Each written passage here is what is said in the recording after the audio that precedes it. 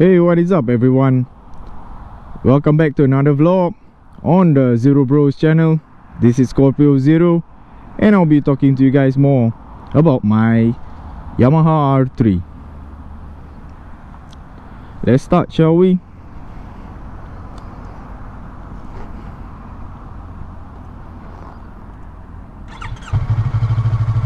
So, I'll be riding along the gap, or for what most people call it, I don't know, it's not so advisable to be riding there at this hour because it's quiet and dark, but hopefully all goes well. Take a ride over here and we're off. So first off, the 2019 Yamaha R3. I actually named it Raijin because I was looking for a Japanese name, just because it was from Yamaha, a Japanese manufacturer. So after that,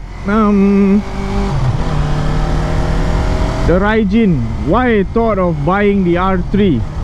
I mean, I was looking for a entry-level sport bike. Whoa, where do I go? I'm supposed to go there, but there's a right turn. I'm not turning right. Okay, so I was looking for a entry-level sport bike to actually learn sport bike riding. Hopefully it doesn't tailgate me, the guy behind me. I actually wanted to learn more about sport bike riding, so I had 3 different options. Of course, I was looking at this one when they had reveals of it late 2018, I would say, around there, reveals, and they finally launched it in early 2019.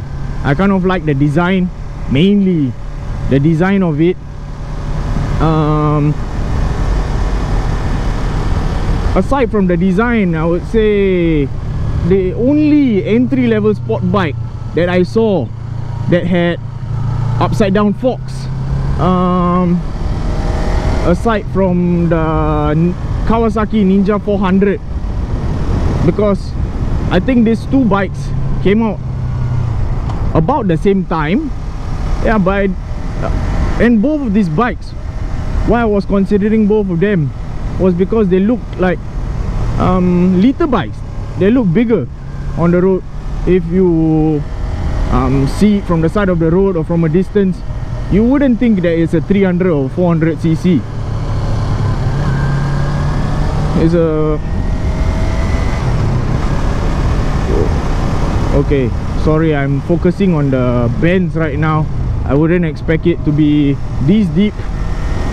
Of course, I'm only riding at about 50, 40 around there, and there's a car on my ass.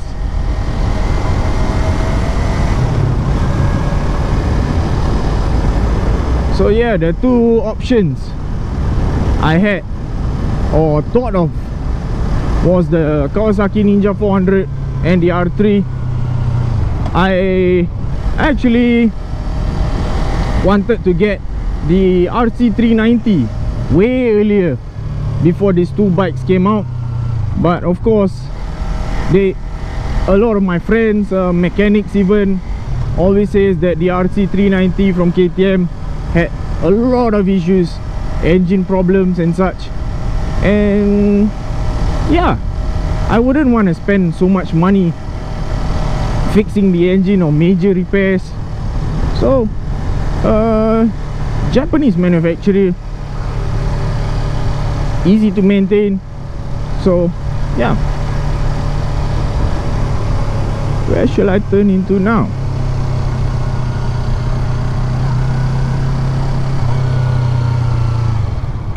Let me just take this intersection over here. Are you turning, my friend? Yes, you are. Of course, this R3.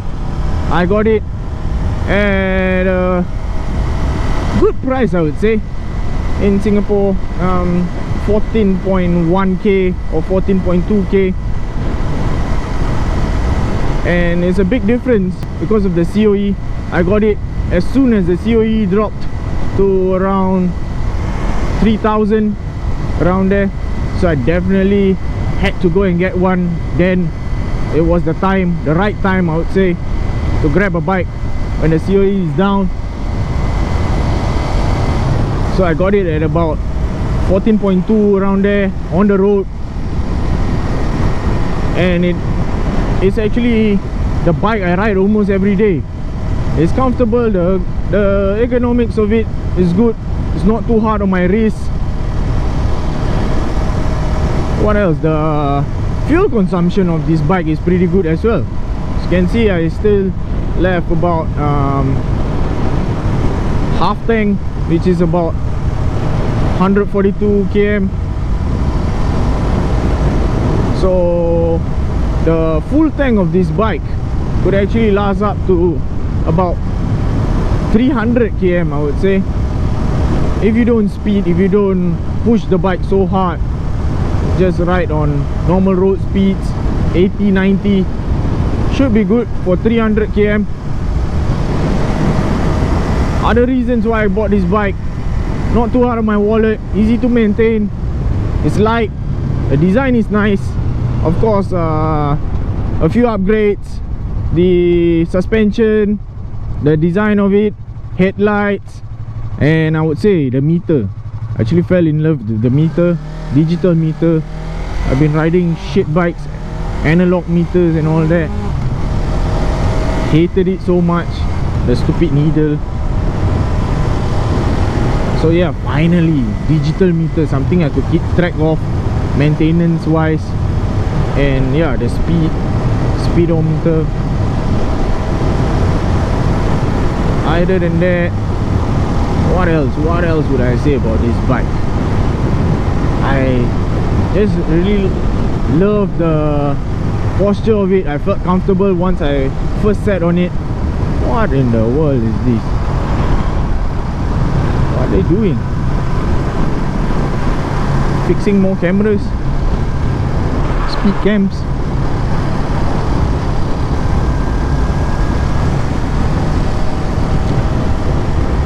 And of course,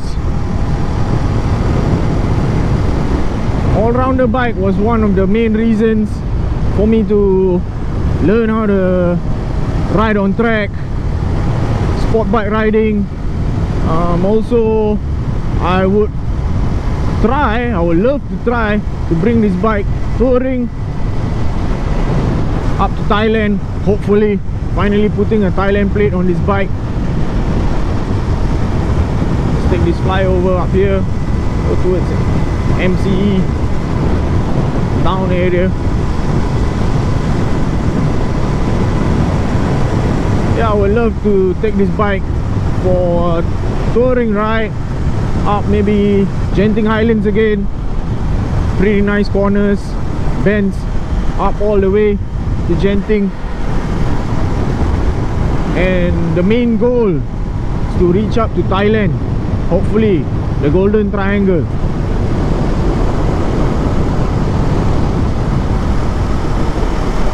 That's pretty much it.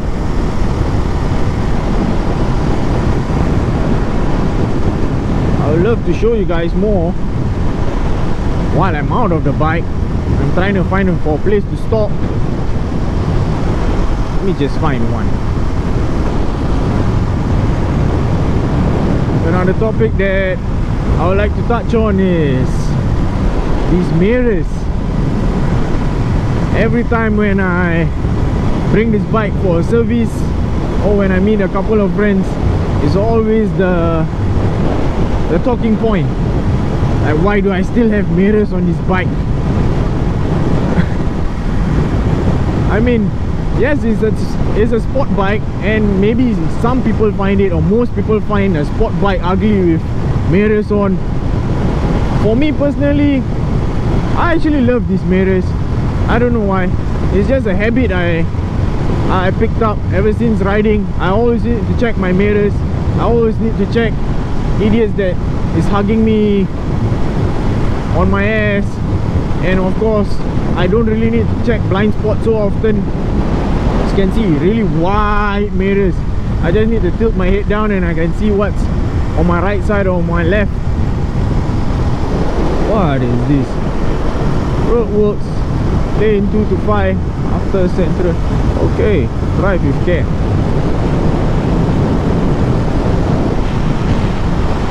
So you can see over here, beautiful city lights of Singapore, and a hell of construction as well. There's always constructions everywhere.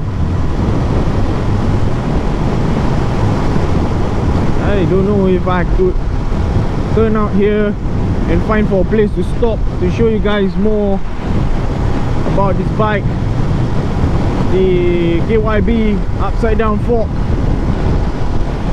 One of the main reasons why I bought this bike or chose this bike, aside from the Kawasaki Ninja 400 or the RC 390.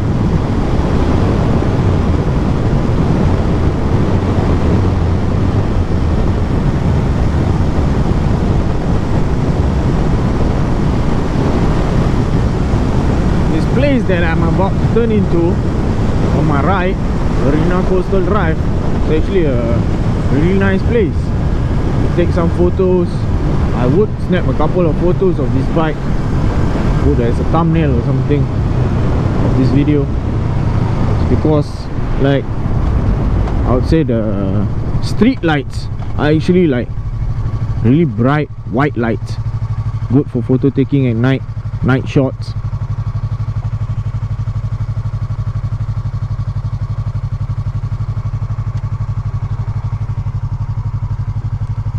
If you wonder why the streets are all empty, just take a look at the time over here. It's actually 1:48 AM, early Saturday morning.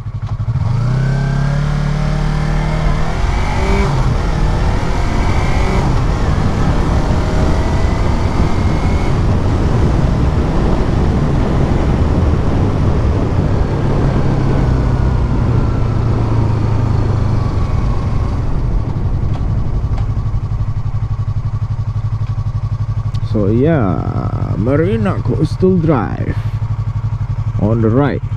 On the left, we have the skyline of Marina Bay Sands. What do you call that? Flyers, Singapore Flyers.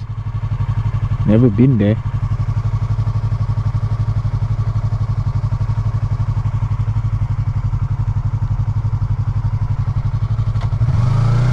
Make this right turn.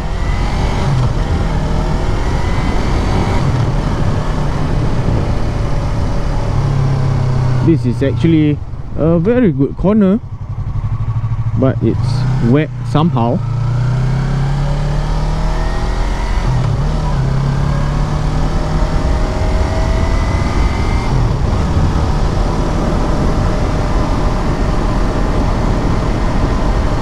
Should probably stop around here at the side of the road, show you guys more of this bike, which I shouldn't be stopping. Look at this.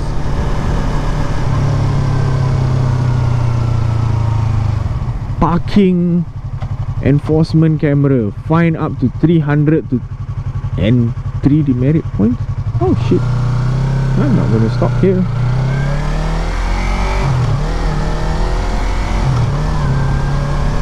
No signs, no signs, no lights, no signs, but no lights as well.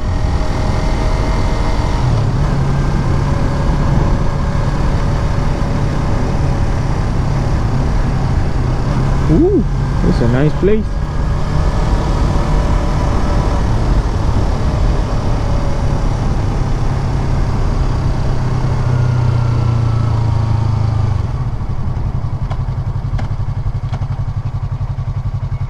Oh, a hell of lights. Yes.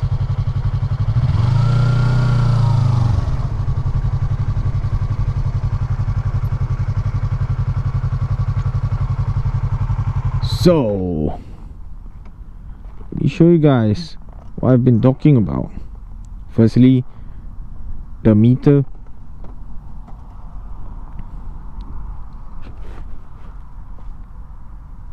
So this is the 2019 Yamaha R3 which I got. Of course, I had the free Akrapovic exhaust, which I haven't installed yet. More on the parts videos or aftermarket parts installation videos that will be coming up. Stock foot pegs, no engine guards, still flappy ass signals over here. The main reason why I got the this bike, the KYB upside down fork. Finally an ABS bike. No more skidding on the road or jam braking and losing control of my bikes anymore, hopefully. What else? This tail tidy, definitely I really need a tail tidy for this. It looks horrible. Of course, many more parts. Single seater, race exhaust, new tail lights, new seat even. Many more videos coming up for this bike. So if you like this video, don't forget to press the like button, subscribe for more upcoming videos on the Zero Bros channel. Always ride safe. Peace. Yes, ever since I rode this bike, whenever I send this bike for servicing and all, is the main topic. Every time people see these mirrors, they'll be like, wow, you're still using mirrors on this bike.